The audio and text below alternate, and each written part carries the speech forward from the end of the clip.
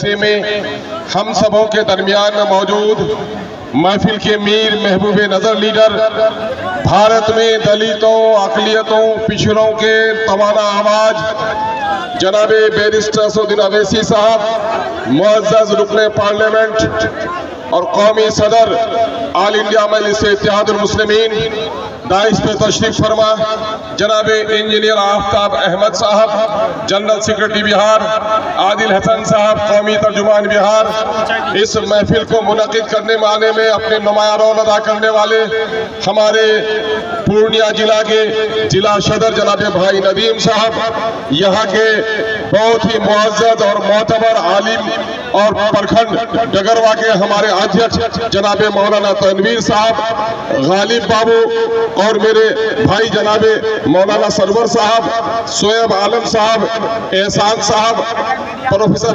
रामदयाल पासवान जी और दिगर हैदराबाद के साथियों, नौजवानों, मैं तुम्हारे आंखों में इनकलाब देख रहा हूँ और अब तो बुजुर्गों के चेहरे पे भी हमने तमानत देखी है कि वो दिन गए जब ये कहते थे कि बाप दादा के जमाने से हम लोग कांग्रेसी थे, अब बूढ़े भी कहने लगे हैं जवान बेटा जो फैसला लेगा हम उनके साथ हैं।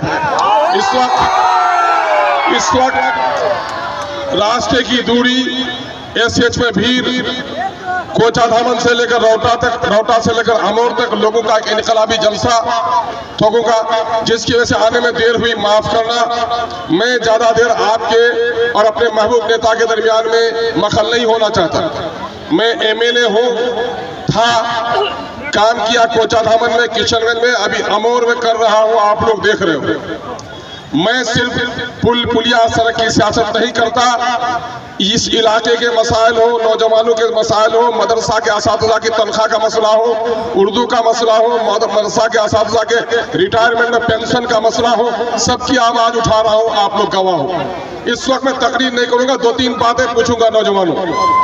चौराहे पे एक बच्चा खड़ा है, उम्र 10 साल 12 साल है, उससे पूछो बेटा इस गांव के मुखिया का नाम क्या है, सरपंच का नाम क्या है, बच्चा सबका नाम बता देता है। इमाम का नाम क्या है, मंदिर के पुजारी का नाम है, सबका नाम बता देता है। और उसको पूछो बेटा तुम्हारे बाप का नाम क्या है, तो बच्चा चुप हो जाता है। तो क्या जो बच्चा सबका नाम जानता अपने बाप का नाम नहीं जानता?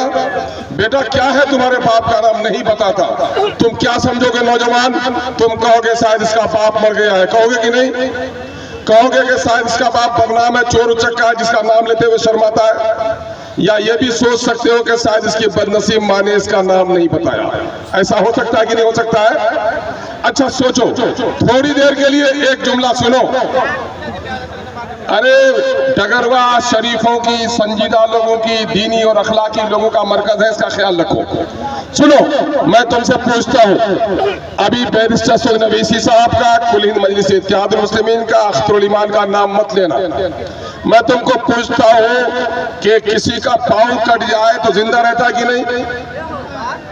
बाजू कट जाए तो जिंदा रहता कि नहीं?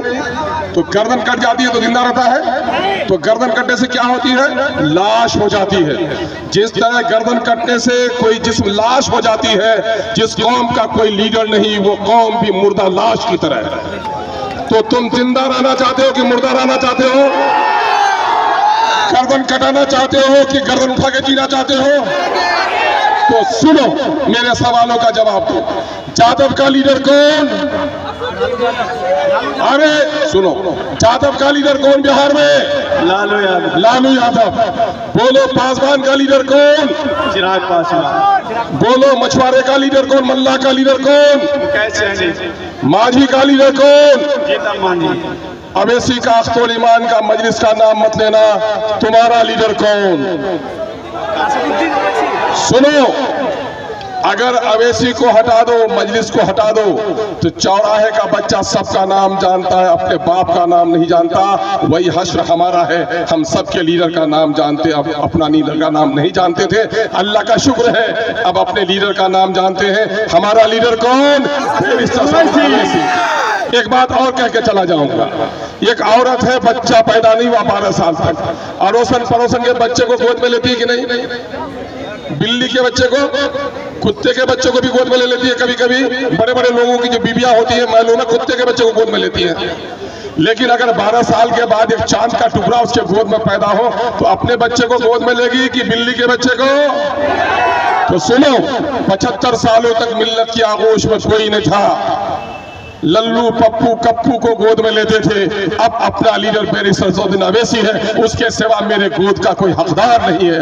ये फैसला है कि नहीं है? मैं अभी गया था सूरत, मैं गया था अभी मुख्तलिफ जगहों पर, शहरों में।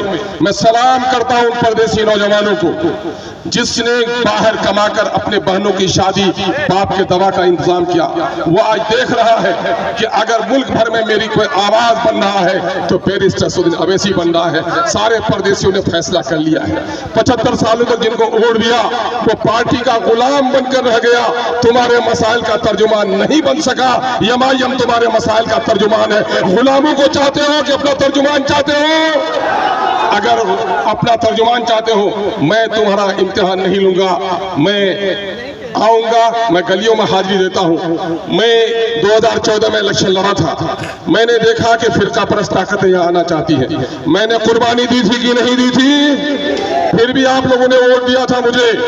2019 में मेरा हक बनता था कि नहीं बनता था? लेकिन कश्ती डूब गई, चूंकि हमारे बाईसी के और डगरवा के दो साथी ने एक गाड़ी का दो बैल दो तरफ खींचने लगा, गाड़ी गड्ढे में गिर गई। अब अल्हम्दुलिल्लाह ऐसी कोई बात नहीं है। अब जो लोग हमारे मौलाना मरहूम जिनके खातिर मैंने कुर्बानी दी थी, तलाक बिल पर बोलने नहीं दिया, उनको बोलने दोगे? नहीं बोलने दोगे। अल्लामा इकबाल का एक शेर है, उठो मेरी दुनिया के गरीबों को जगा दो, काखे उमरा के दरो दीवार हिला दो। कांग्रेस के जिस खेत से मुयस्सर न हो रोटी, उस खेत के हर घोंसे गंदम को जला दो, गंदम को जला दो। जला दोगे? जला देना है।